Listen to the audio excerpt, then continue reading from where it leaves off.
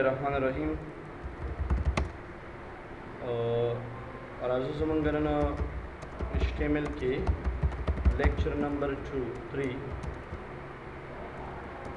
دریم نمبر درس دی. نننی درس کې زه تاسو ته د HTML لینګویج په ټیکسټ فارمیټینګ باندې خبرې کوم. ټیکسټ فارمیټینګ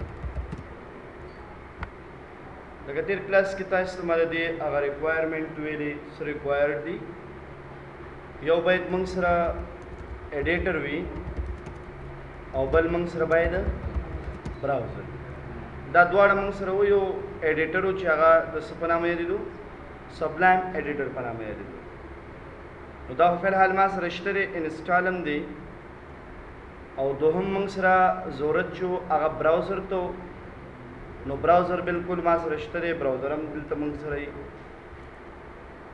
یو فایل به زه والم او دغه فایل به ځان سره ثبت کړم. مثال سیکنډ دې ته به زه نوم ورکړم سیکنډ کلاس ډاټ HTML. ایکسټینشن د دې چې هغه څه و HTML. تر ټولو لومړنی شرط دا و چې کله موږ HTML شروع کوو نو هغې لپاره ضروری دا ده چې مونږه په دې کې ډاکومنټ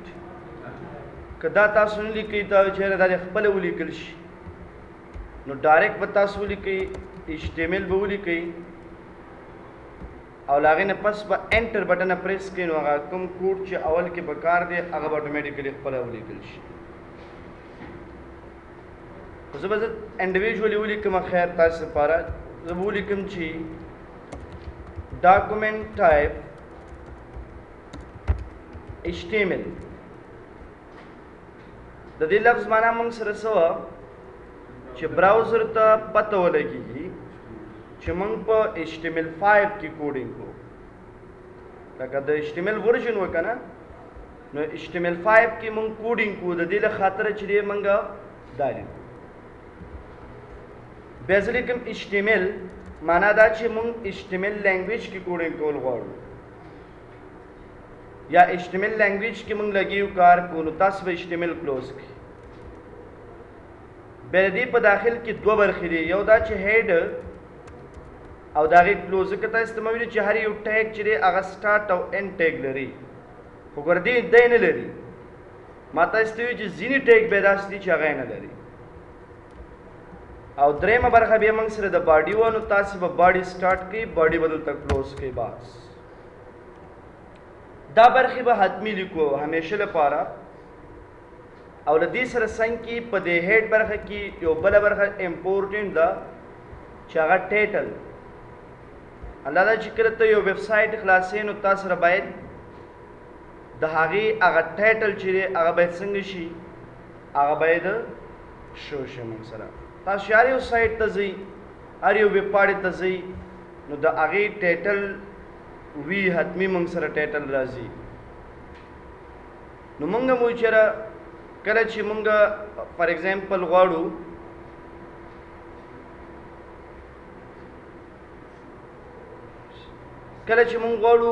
یو سایټ موږ سره رن شي، چې هر یو ویب سایټ وي، نو د هغې به یو ټایټل دلته راځي. لیټ سپوز فار ایگزامپل زه لیکم فیسبوک، نو چې کله فیسبوک زه رن کوم دې ځای کې هغه ټایټل راځي. موږ سره دغه ټایټل موږ هم غواړو چې راشي، نو زه به دلته ولیکم فار ایگزامپل زیکس. له هغې وروسته به راشم،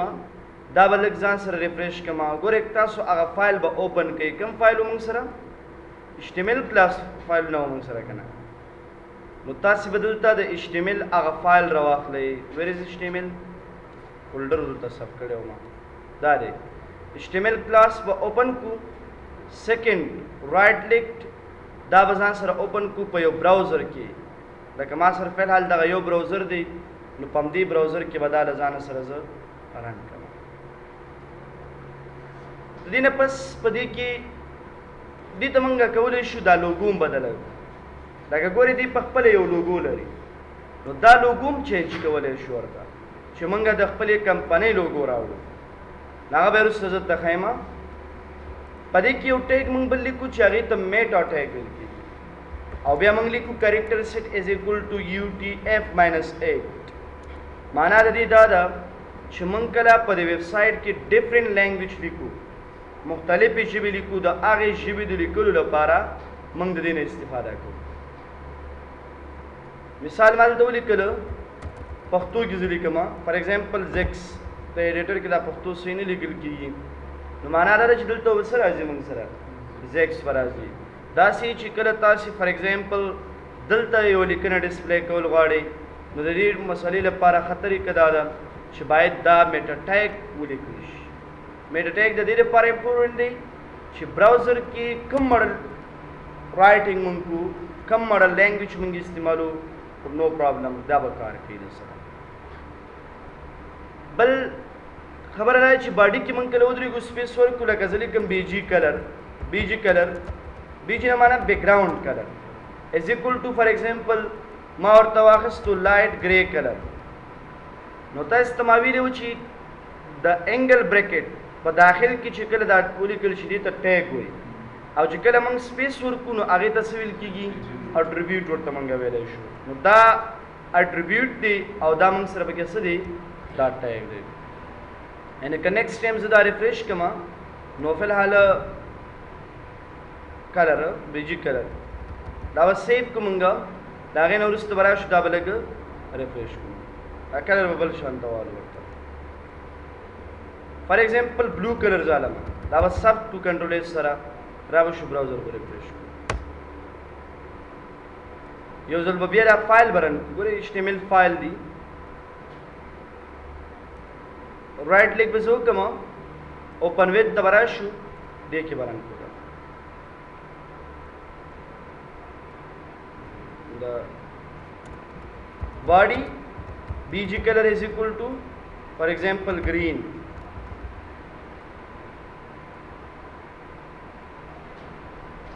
This کې any color هر یو کلر چې تاسو سوچوي، زه مثال هماغه لایټ ګرے کلر لیکم، سیو پکې کنټرول ایس سره او هغې وروسته دا ریفریش کړئ.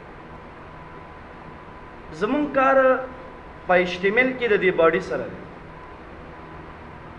ځکه مونږ په دې باډي کې هیڅ هم نه لرو فی الحال لپاره، او په دې باډي چې ته سم راوړي نو هغه کوډ به ټول د دې باډي په ان سایډ کې کړي. تر ټولو اولنۍ خبره ده چې زه یو جمله راوړم، نو ګورې تر ټولو غټ فارمیټ کوم یو دی؟ غټ سایز هیډینګ 1 سټارټ او کلوز به دواړه کوو موږ. فار ایگزامپل زه لیکم ضیا انسټیټیوټ اف کمپیوټر ساینسز، دا د ځان سره ثبت کوم، بیا راسو دا ریفریش کوو نو بلکل دا راشي موږ سره هغه ټیکسټ دلته راشي. نن چې کوم ټاپک دی زموږ هغه ټیکسټ فارمیټینګ دی، نو د ټیکسټ فارمیټینګ ریلیټډ به زه خبرې کوم درته. اول دا چې زه غواړم د لیکنه په سینټر پوزیشن کې راوړم، نو دې لپاره چې ته د لیکنه سینټر پوزیشن کې راوړي موږ یو ټیګ لرو چې هغې ته ویل کېږي سینټر، او بیا هغه سینټر بیرته دلته کلوز کېږي. ګوره سینټر سټارټ کېږي، سینټر بیرته کلوز کېږي. کله چې دا موږ ثبت کړو او آینده کې دا ریفریش کړو نو هماغه لیکنه صرف اونلی سینټر پوزیشن ته راځي. یعنې ګورئ ټیګ چې دی سټار ټیګ دی او دا موږ سره کوم ټیګ دی؟ ایم ټیګ دی. دا هیډینګ 1 سټارټ شو او دا اینډ شو. که څوک دا کلوز نه کړي نو بیا به څه کېږي؟ بیا به لیکنه نه راځي؟ راځي به، نو پرابلم،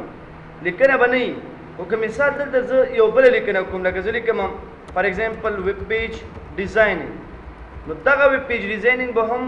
د هماغه ضیا انسټیټیوټ والا لیکنې سره راځي. معنا دا چې هغه سینټینس لا نه دی ختم، خو چې کله ته هیډینګ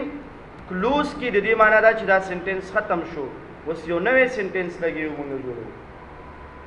نو کلوزینګ له دې لپاره ډېر ضروري دی.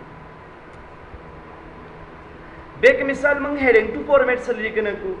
تر هیډینګ 6 پورې موږ لیکنه کولی شو. فار ایگزامپل زه لیکم HTML انټروډکشن، هغې نه وروسته راځم دلته پراګراف لیکم. پراګراف باندې خو پوهېږئ تاسې که نه؟ پراګراف د څه لپاره یوز کېږي؟ چې موږ یو نه زیاته لیکنه چې دی هلته ځان ته شو سیمپل زه به راشم دې باندې به کلیک کړم یو لیکنه ده زه به وکړم لکه مثال دا لیکنه مې وکړله دا به له ځان سره کاپي کړو د دې پراګراف سټارټ او اینډ په منځ کې به دا پیسټ دا به پیسټ کړو موږ نو چې کله دا پیسټ شي کنټرول ایس سره به دا ثبت کړو موږ له هغې نه وروسته به راشو دا براوزر به ریفریش شو نو بالکل موږ سره دا لیکنه دلته راشي دا د HTML لیکنه ده که نه دا هیډینګ 2 فارمیټ شو او دا پراګراف فارمیټ شو ګورئ دا لیکنه ما سره راغلې مخکې وروسته ده تاسو ته ښکاري که نه دا لیکنه ترتیب او یا دې ته ډیزاین چې ورکو دا موږ د HTML په ترو نشو کولی ځکه HTML صرف دا کار کوي چې لیکنه به هلته راځي شو کېږي به راسره یو څه ناڅه کولی شي مثال زه غواړم دا HTML انټروډکشن یو خاص کلر وایي نو هغې لپاره بیا موږ دلته درېږو ګورې د هیډینګ مخې ته به درېږي ځکه کلر د HTML انټروډکشن ته ورکوې که نه نو دې ته به ته ودرېږي مخې ته د هغې لپاره یو ټیګ استعمالېږي فنډ خو فنډ په آخر کې به د څنګه کړو کلوز کړو اوس دغه فنډ ټیګ ته څه کول پکار دی دې خپل اټریبیوټ دې داخل کړي لکه تر ټولو اولنی اټریبیوټ به زه تاسو ته د کلر مطابق خبره وکړم دویم دا دی ما سره ډارک بلو کلر کې راشي نو آینده کې چې کله موږ دې ریفریش کوو زموږ صرف د دې کلر ډارک بلو دی دا کلر به موږ سره چینج کېږي تغیر کېږي به راسره که موږ مثال د دې سایز هم لږ غټول غواړو نو بیا موږ لیکو سایز از اکول ټو فار ایگزامپل 28 پکسل دا پکسل دلته EM لیکلی شو M لیکلی شو موږ پکسل لیکلی شو خو نارملی په ویب بیس باندې د کوم یونټ استعمال ډېر کېږي د پکسل استعمال ډېر زیات کېږي پکسل پېژنئ پکسل ویل کېږي تاسې ګورئ دا تصویر چې تاسې ته ښکاري پکچر چې ښکاري تاسې ته دغه پکچر چې دی دا د پکسل نه جوړ شوی دی او پکسل په خپله ډاټ نقطې ته ویل کېږي پکسل په خپله نقطې ته موږ ویلی شو لکه زه به تاسو ته اګزامپل درکړم دا تصویر دی او دا تصویر د پکسل نه جوړ دی دا د پکسل نه جوړ دی په دې کې ډاټس دي موږ سره دا که تاسې ښه را زوم کوئ دې کې خو دا پکچر لږ دغه دی ډیجیټل دی صحیح پته نه لګېږي خو که مثال دا فوټوشاپ ته موږ یوسو نو هلته بیا ښه پته لګېږي یعنې دا پکچر د ډاټ ډاټ نه جوړ او د یو یو ډاټ ته څه ویل کېږي پکسل نو دلته چې دا کومه لیکنه راځي ما هلته سایز د دغه د لحاظه ورکړو معنا دا ده چې د پکسل په ترو به راځي پکسل یونټ په ترو باندې به دا راځي موږ سره نو سایز تاسو چایز دی څونه سایز ورته اخلئ هماغونه سایز به تاسې ولیکئ ورته ریفریش پې کړئ HTML کې یو پرابلم دا دی چې کله موږ هلته سایز لیکو یو ځله مو لیکلي چې بیا پکې تغیرات راوړو نو بیا تغیرات که ته راوړي هم دا نه ریفریش کېږي تر هغې چې موږ څه نه یې کړي چې هغې موږ دا لرې کړي نه ختم کړی هم بلکل نه او بیا هم دا ریفریش کړی نه او بیا که ته مثال هغه سایز ورکړې نو ته به بیا راځي دلته به لیکي سایز از اکول ټو مثال 20 پکسل خو دغه پرابلم به موږ سره حل شوی دی په څه کې حل دی دا پرابلم په CSS کې CSS کې به دا پرابلم نشته ته بس ایډیټ کوه په CSS کې د هماغې سایز مطابق به نو دې نه سایز ورکولی شو اوس ګورئ دا یو اټریبیوټ دی او دا سایز هم یو اټریبیوټ دی خو فنډ په خپله څه شی دی موږ سره دا موږ سره ټیګ دی بیا دا فنډ یو بل اټریبیوټ هم لري هغې ته ویل کېږي فیس فیس ته معنا دا ده چې کله موږ غواړو د دې دا سټایل چینج کړو مثال زه غواړم الجیرین سټایل ولم الجیرین سټایل دا یو نوم دی تاسو ته کېدای شي نور ډېر نومونه زده نو هر یو نوم چې تاسو ته زده وي تاسې به هماغه نوم ولیکئ ما ته دا نوم زده و نو دا نوم مې ورکړو دې ته که فار ایگزامپل بل نوم ما ته زده وي بل نوم به ورکړم سی فار ایگزامپل یو نوم بل دی آیرل سټایل زه راځم دا سیف کوم ځان سره د هغې نه پس دا ریفریش کوم دا سټایل به وایي نو سټایل هم چینج کولی شو تغیرولی شو any style چې موږ ورکو ورته فار ایگزامپل ورډ کې به وګورئ که نه ورډ کې وګورئ نومونه ډېر دي دلته شته دلته نومونه که نه بدې نه به یو نوم تاسې زده کوئ او هماغه نوم به تاسې بیا آینده کې ولیکئ دا را کاپي کړئ ځان سره هغې نه پس به دلته راشو فیس به یې کړو سیب به یې کړو موږ او له هغې نه پس به دا ریفریش کړو نو any name هر یو نوم چې تاسې ورکولو دې نه ورکولی شي بل دا چې فیس دا شو سره د فانټ د لحاظه ډېرې زیاتې خبرې دي اوس فی الحال موږ HTML وایو نو زه تاسو ته صرف د سټایل د چینج کولو خبره کوم بیا په براوزرو کې کوم فانټ سپورټډ دي یا ځینې براوزر چې دی نه سپورټ کوي فانټس بیا د هغې دپاره څه پکار دي نو هغې باندې انشاءالله فردر بیا را روانو کلاسو کې خبرې کوم نو د فانټ ریلیټډ صرف 3 اټریبیوټ شو کلر سایز او بل موږ سره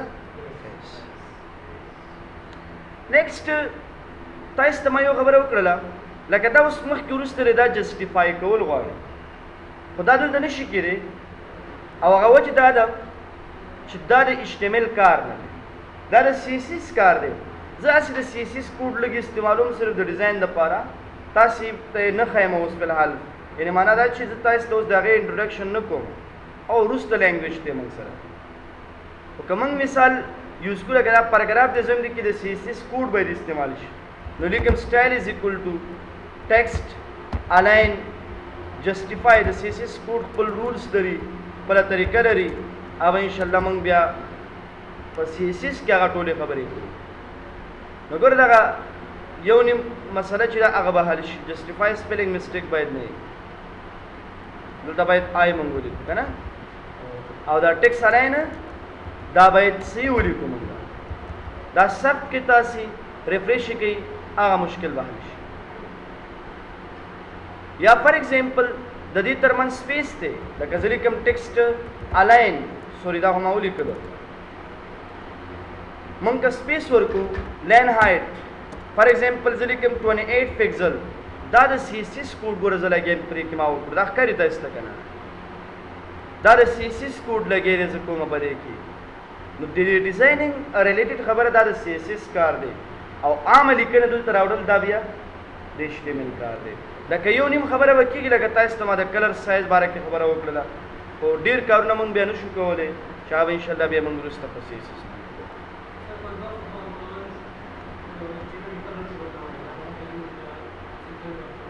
څه شي کې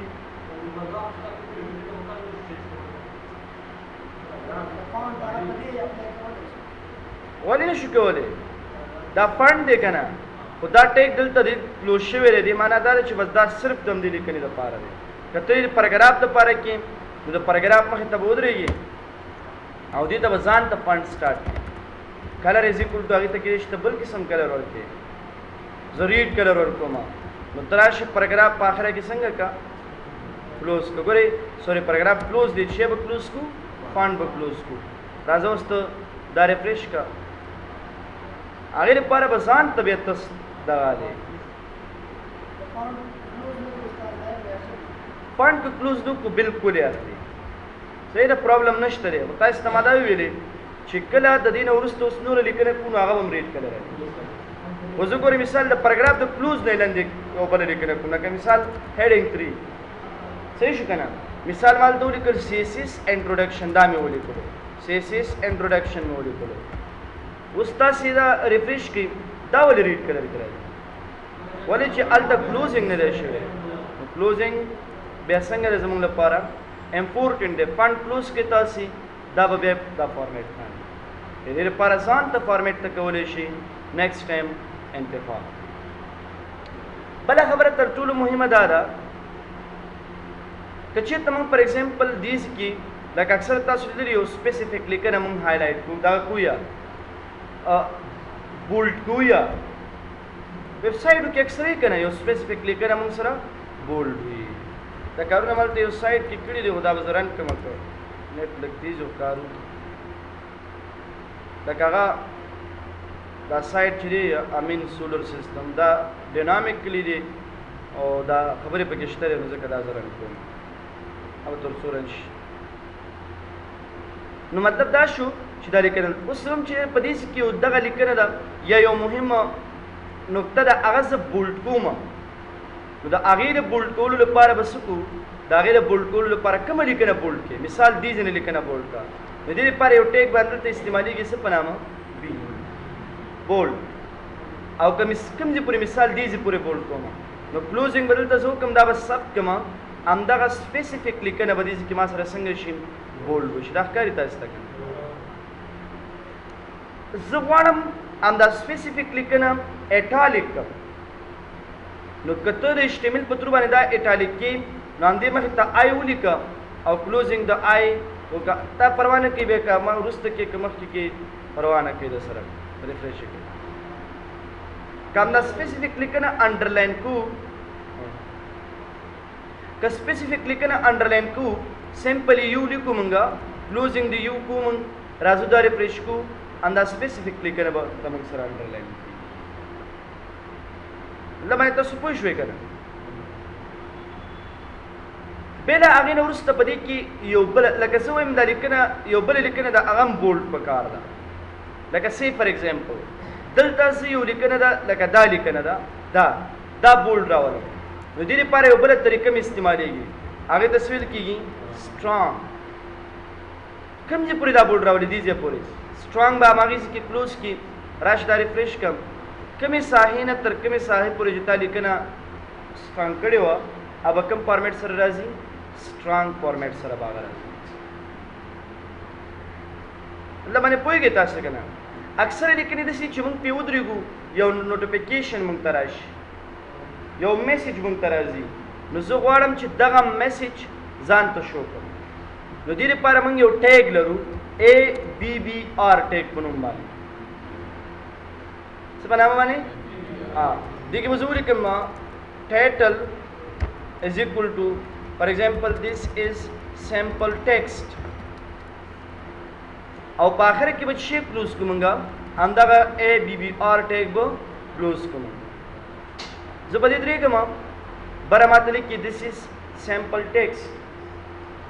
اکثر لیکنو کې تاسو درېږئ که نه دا ګوره لینک نه دی دا هسې چې موږ په دې ودرېږو یو پاس میسیج راځي موږ ته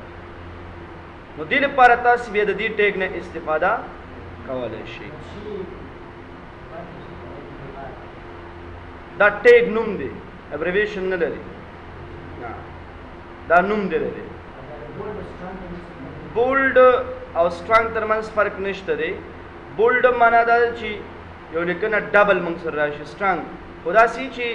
که بولډ ته استعمالوي نو د پراګراف په داخل کې یوز کېږي او سټرانګ چې دی دا د پراګراف نه بهر ځان ته یو لیکنه وکړه سټرانګ کې رساره که بس دا به سره چې راځي مطلب داخل د پراګراف هم استعمالولی شو سټرانګ او بغیر د پراګراف نه هم استعمالولی شو او بولډ خو موږ نه شو استعمالولی صحیح شو که نه نو سټرانګ ځان ته یو ټیګ دی لکه هیډینګ 3 نه لاندې زه درېږم زه پراګراف یې سره نه لیکم ډایرکټ لیکم سټرانګ نو دا مې یو ټیګ د دې په داخل کې چې کومه لیکنه راځي هغه به ټوله موږ سره څنګه وي هغه به بولډ شکل لري لکه دا لیکنه ده زه به راشم دلته به یې پیسټ کړم نو دا به ټوله بولډ شکل لري اوس یعنې د بولډ کولو ضرورت دی ما سره نشته دی صحیح شو که نه یعنې دا سټرانګ چې دی انسایډ آوټ سایډ د پراګراف نه موږ کولی شو استعمال کو بولډ بیا اکثره ټایم انسایډ د پراګراف استعمالېږي موږ سره بیا دې کې هم ته هغه ډیزاینونه ورکولی شي کوم چې د CSS ډیزاین دی لکه زه اوس بیا بار نشم لیکلی نو هماغسې لیک کوم او راځم په دې ځای کې چې کوم د سټرانګ ټیګ دی دې په داخل کې پیسټ کا ثبت یې که راشم ریفریش یې کا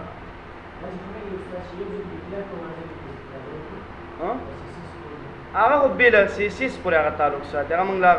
هغې باندې خبرې زه تاسو ته نه کوم کېږي خو هغه د CSS پورې تعلق ساتي سټرانګ کې یو پرابلم ګوره دا هم دی CSS کوډ ما پکې واچولو دا هغه کوډ ډیزاین نه دی ولې چې دا ټیګ دی صرف د بولډ دپاره استعمالېږي ډیزاین نه دی چې که ته ډیزاین ورکړې نو بیا به حتمي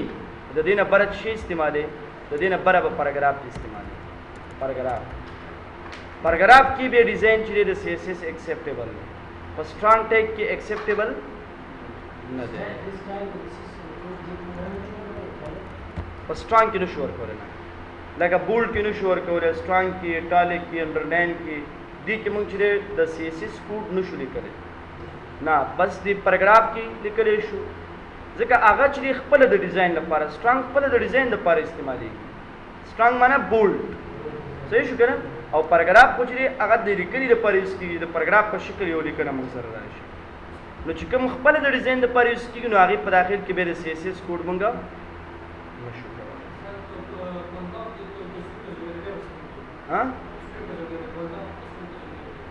تصویر باندې خبرې کوو، وروسته خبرې کوو. ما چې کوم ټاپک نن سلیکټ کړی دی هغه ټیکس فارمیټینګ دی، صحیح ده؟ یو ټاپک هم نه پاتې کېږي، صحیح ده که نه؟ زه به تاسو ته کنټینټس ښیم چې کوم پاتې کېدو بیا به ووایي چې دا پاتې شو، ټیک ده؟ انشاءالله یو ټاپک هم نه پاتې کېږي. مخکې که لاړ شو بیا رانه خپل ټاپک پاتې کېږي. بل دې کې یو مهمه خبره دا ده، لکه زه مثال دلته راځم که نه، دغه یو پاراګراف به ختم کړم زه چې لږ لنډ شي. زه راځم ما لیکلي سی ایس ایس انټروډکشن دی، په دې به دلته ولیکم فار ایگزامپل ویب پیج ډیولپمنټ کورسز. دلته موږ لیکو هیډینګ 2 سره به زه ولیکم، زه هیډینګ 2 سره. ګورې دې کې زه لیکم مثال کومې ژبې دي، مثال HTML دی، CSS دی، جاوا سکرپټ دی، PHP ده، DBMS دی. دا خو ما یو بل پسې ولیکل، خو دلته خو یو بل پسې نه راځي که دلته یو بل پسې راځي نه راځي. نو یو بل پسې دا به هیډینګ 2 کو، دا هیډینګ 3 به هیډینګ 2 کو، او هیډینګ 3 به څنګه کو، هیډینګ 2 به دا به 3 کو. زه هم یو بل پسې پکار دی، یو بل پسې دا لینګویج پکار دی. نو دې لپاره یو ټیګ استعمالیږي او هغه به دې مخې ته لیکل کېږي BR. دا BR د څه معنی لري؟ بریک. او دا کلوزینګ نه لري، لکه ګوره پاراګراف کلوزینګ لري، فونټ کلوزینګ لري، دا نه لري. ته کولی شي کلوز یې کړي دا دې طریقې سره، صحیح شو؟ خو که کلوز یې نه کړو نو پرابلم. راشي دلته تاسو BR ټیګ فار ایگزامپل BR ټیګ همداشان BR ټیګ دا ثبت کوم ځان سره. آخره کې BR ټیګ مګ دی ځکه هغې نه لاندې بل ورډ نشته، تاسو دا ریفریش کړئ. BR ټیګ مینس چې کله تاسو غواړئ د لیکنې ترمنځ څه وکړئ، بریک رامنځته کړو. د هغه بریک د رامنځته کېدو لپاره تاسو د دې نه استفاده کوئ. نه داسې نه کېږي چې کله ته ډفرنټ نمونه وي مختلف، لکه اوس دا ځان ته او دا ځان ته، نو دواړو لپاره به جدا دی. بل د دې نه وروسته یو ټیګ زه تاسو ته وایم، لکه ګورې مثال په ډول یو 2 لغاته دي، یا دا وګورئ دا ویب پیج ډیولپمنټ کورسز. اوس که زه مثال د دې ترمنځ سپیس ورکړم دا شان ته او دا ثبت کو، دا ریفریش کو مونږه، نو دا سپیس دلته نه علي، براوزر دا نه علي، خو زه باید سپیس واخیستل شي. نو هغې لپاره دونه سپیس مه ورکوه. یو ټیګ استعمالیږي چې هغه په انګل بریکټ کې نه ایسارېږي، هغې ته سپیشل ټیګ ویل کېږي. هغه کوم یو دی؟ هغه NBSP سیمیکالن، دغه ټیګ دی. NBSP نه څه معنی؟ نمبر اف سپیس. دا به ولیکي، که دا یو ځل ولیکي نو یو ځل به سپیس راځي، او که دا دې څو ځلې ولیکلو، مثال همدا را کاپي کړلو او دلته د مثال ځان سره پیسټ کړو، دا سپیس به چې کوم دی د همدې نمبر اف سپیس مطابق وي.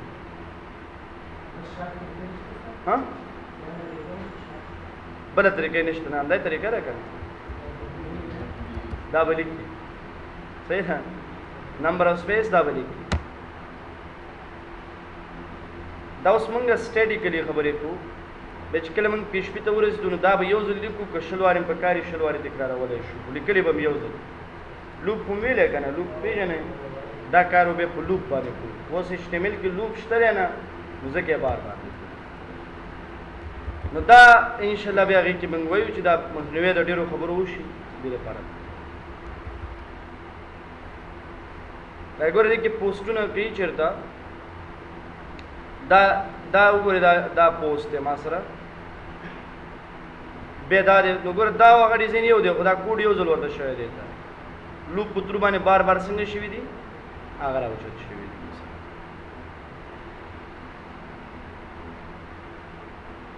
بل د دې نه وروسته یو بل ټیکس تاسو ته وایم چې هغې ته ویل کېږي HR هاریزنټل رولر. هاریزنټل رولر به زه دلته استعمال کوم. دا زیکس والی لیکنه ده دا هیډینګ 1 نه به لاندې استعمال کوم. HR به ولیکو. HR means horizontal ruler. دا د لاین دپاره استعمالي ښکاري دا لاین تاسو ته. دغه لاین دلته راغلو او تاسو به دا اکثره دا لاین ډېر ځایونو کې ده سره تاسو که چې د ځینو سایډونو وګورئ په هغې کې دا راځي. BBC ته لاړ شئ هلته یو نیوز نه لاندې یو لاین وي که نه تاسو راشئ هلته ولیکئ BBC پښتو پښتو که انګلیش خو چې مطلب یې نو دا اوس د دې خپل اټریبیوټ هم شته. HR خپل اټریبیوټ دي لکه مثال اول اټریبیوټ چې شی دی موږ سره کلر. فار ایگزامپل کلر یې بلو پکار دی بالکل دی به بلو کلر سره راځي دی به بلو کلر سره راځي موږ سره. بل اټریبیوټ دا دی چې ته دې کولی شي سایز زیات کړي. مثال 20 پکسل سایز راکړه دا هایټ زیات دی. نارمل سایز خو معلوم دی موږ سره که نه نارمل سایز څه دی نارمل سایز بالکل ونې نه کودی نارمل سایز که مثال لږ څه غټ سایز پکار وي مثال 1 پکسل پکار دی. بل اټریبیوټ هم شته دی. بل اټریبیوټ د دې چې دی هغه موږ سره ویت دی. مثال زه یم دا 400 پکسل پکار دی ما سره نو زه به 400 پکسل ولیکم د هغې نه وروسته به دا ریفریش کومږه لکه دې سایډ کې که تاسو وګورئ چې دې شي یو خاص ساحه کې راغلی وړوکي سایز سره راغلی نو موږ هم وړوکي سایز سره راوستی شو. او یو بل اټریبیوټ هم لري چې هغې ته څه ویل کېږي الاین. الاین څه معنا دا لیفټ طرف ته پکار دی یا مثال دا رائټ طرف ته پکار دی او یا دا سینټر خاصه سینټر نو لیفټ او رائټ دپاره هم په دې کې اپشن موږ سره شته. که سایز تاسو ویت ورنه کوئ معنا دا چې دا بیسونه راځي فل به راځي مکمل کمپلیټ به راځي موږ سره. نو لاین چې راوړئ د هغې دپاره تاسو څه لیکئ HR او دا داخل کې دی چې شو موږ سره دا یې اټریبیوټ شو.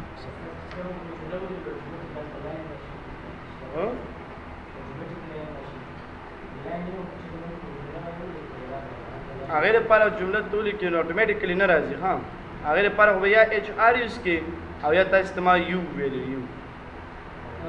ویل آوټ کوډینګ هېڅ کلین هم نشي کېدی. ها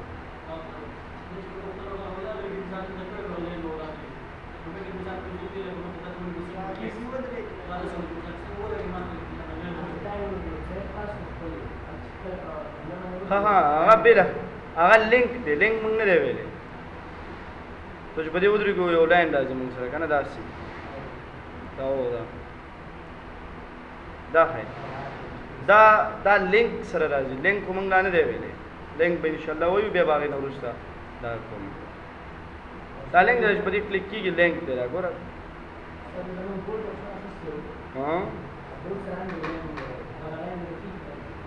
بولډ ولې نه لرې کېږي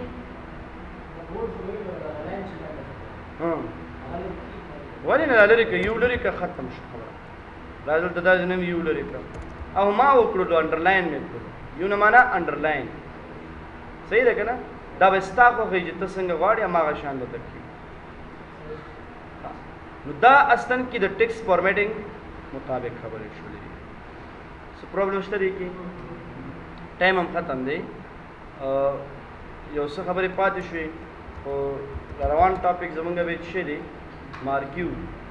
مارکیو ټیک دی امیج راوړل دي تصویر راوړل دي دې بر روان کلاس کې خبرې وکړو بس دی صحیح ده.